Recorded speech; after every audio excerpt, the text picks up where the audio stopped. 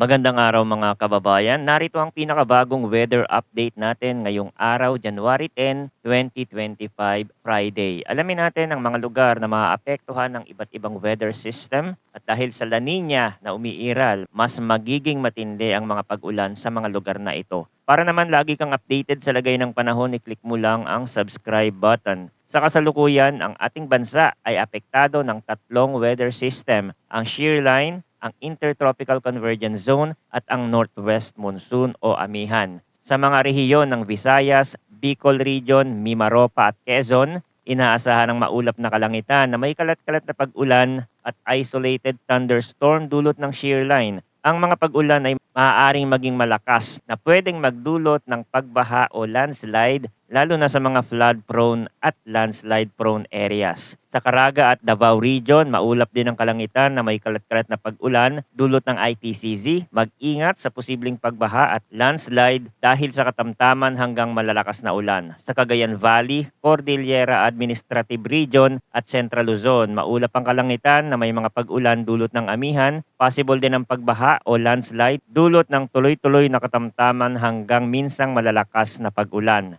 Sa Metro Manila at natitirang bahagi ng Luzon, bahagyang maulap hanggang maulap na kalangitan ang inaasahan na may mahihinang pag-ulan dulot ng amihan. Wala itong malaking epekto, ngunit makabubuting maging alerto pa rin sa biglaang pagbabago ng panahon. Ang natitirang bahagi ng Mindanao ay makakaranas ng bahagyang maulap hanggang maulap na kalangitan na may panakanakang pag-ulan dulot ng localized thunderstorm. Possible din ang biglaang pagbaha o landslide sa ilang lugar kung may malalakas na thunderstorm. At ayon sa pinaka-latest weather advisory ng Pag-asa, dahil sa shear line, may mga lugar na makakaranas ng heavy rainfall. Ngayong araw, heavy to intense rainfall ang mararanasan sa Catanduanes, Albay, Masbate, Sorsogon, and Northern Samar. Moderate to heavy sa Camarines Norte, Camarines Sur, Romblon, Eastern Samar, Aklan, Samar, and Biliran. Bukas, heavy to intense pa din ang mararanasan sa Camarines Norte, Camarines Sur, Catanduanes, and Albay, habang moderate to heavy naman sa Quezon, Masbate, Sorsogon, and Northern Samar. Sa Sunday, January 12, moderate to heavy ang posibleng maranasang ulan sa Quezon, Camarines Norte, Camarines Sur, Catanduanes, Albay, and Sorsogon. Ang mga lugar na nasa bulubunduking bahagi ay maaaring makaranas ng mas mataas na antas ng ulan.